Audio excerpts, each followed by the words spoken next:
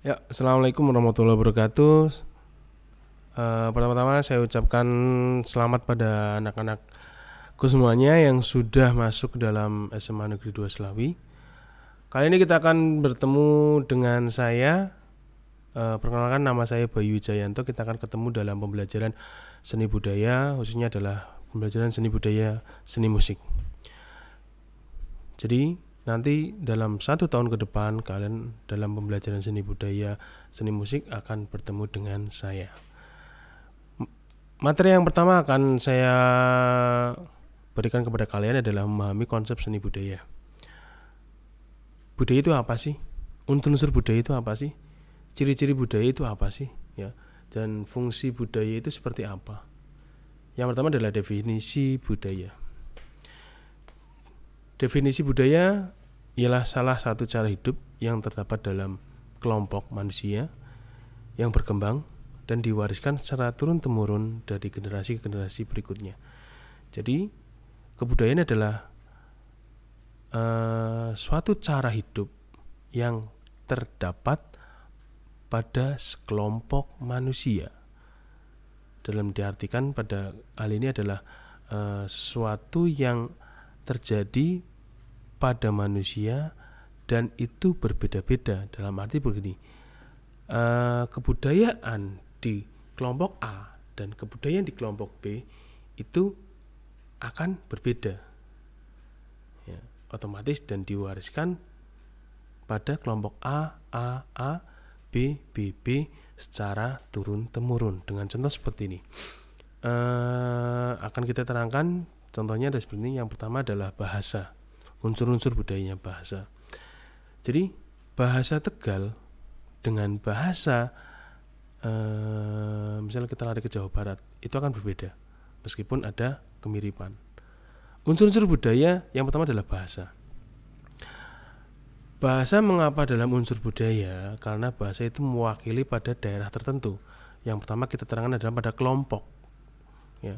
Kelompok A menggunakan bahasa A dan kelompok B menggunakan bahasa B. Contoh, kita aplikasikan ke dalam musik, ya. Kita lihat di Karawitan, otomatis ada sinden toh, ya. Sinden pasti menggunakan bahasa Jawa, tidak menggunakan bahasa Batak. Pernah nggak kalian mendengarkan sinden dengan menyinden dengan menggunakan bahasa Batak? Tapi kan sinden menggunakan bahasa Jawa, ya. Terus selanjutnya adalah sistem pengetahuan. Pengetahuan pasti berbeda-beda. Dari segi misal kalau kita aplikasikan ke dalam instrumen musik juga. Kalau di Jawa Tengah instrumen musiknya ada gamelan. Kalau di Jawa Barat itu ada apa? Angklung. Itu cara pembuatannya pun berbeda dan bahannya pun sudah berbeda. Selanjutnya, sistem kekerabatan atau sosial kekerabatan, ya. Nah, kalau di lebih mengena banget, nih kalau kita lihat di Bali itu ada strata sosial atau ada kasta, baik sudra, ya, dan lain sebagainya.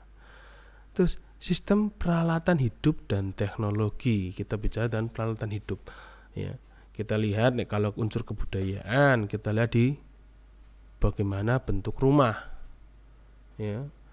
Bagaimana bentuk rumahnya? Kalau di Jawa Tengah ada rumah adatnya joglo. Di Papua beda lagi. Di Bali namanya beda lagi, ya. Terus selanjutnya adalah sistem ekonomi, ya. Sistem ekonomi kebanyakan kalau dulu masih zaman dahulu, ada kebudayaan zaman dulu masih menggunakan unsur yang namanya adalah barter. Terus selanjutnya sistem religi, ya. Sistem religi tidak menutup kemungkinan atau tidak bagaimanapun sistem religi itu tidak bukan tidak, malah terkait dengan musik. Contoh seperti ini, kita melihat Islam masuk ke Jawa, ya, dengan aplikasinya adalah dengan seperti perantaranya adalah dengan menggunakan musik. Contoh gamelan. Ya, pada dulu Wali Songo mengajarkan atau memperkenalkan musik dengan menggunakan gamelan karena di situ ada Sunan Bonang seperti itu. Dan masih sekarang, kalau kita lihat dengan adanya, kalau kalian melihat atau mendengarkan atau suatu ada acara orang dengan agama Islam mau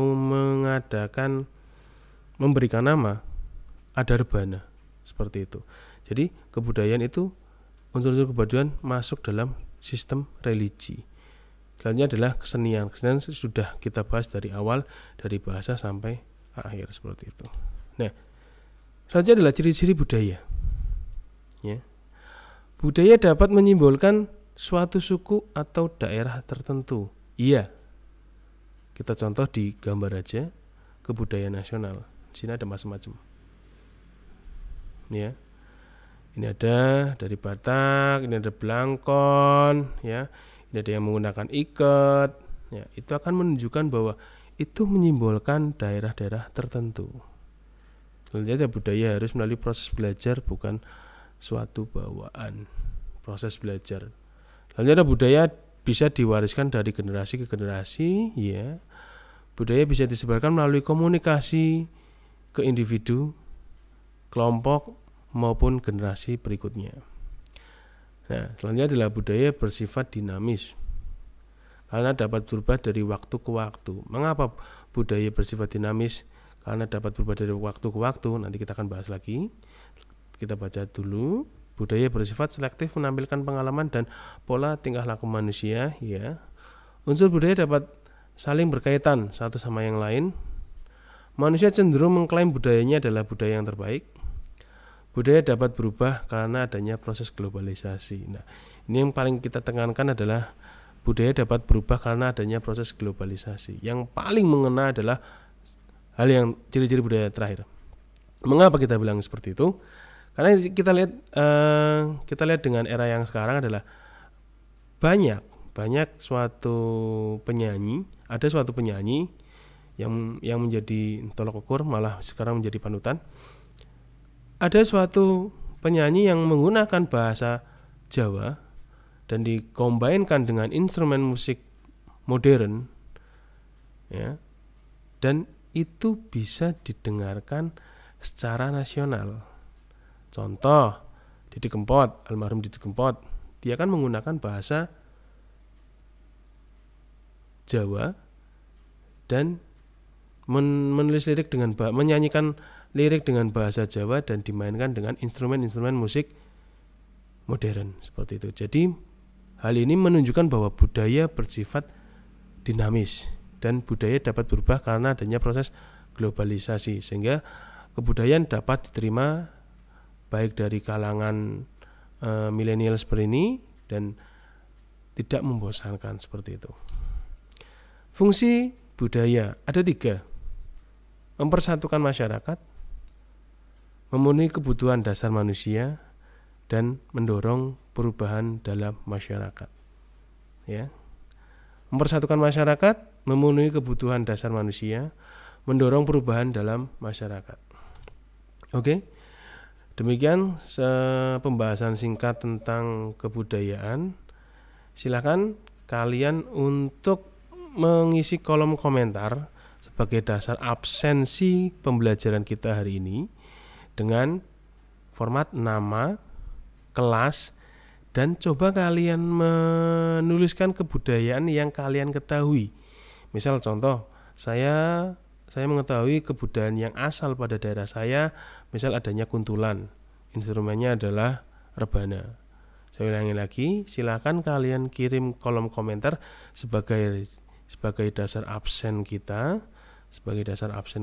dengan format nama, kelas, dan tuliskan kebudayaan apa yang kalian ketahui, dalam tanda kutip kebudayaan musik tradisi atau musik tradisional. Oke, gitu aja.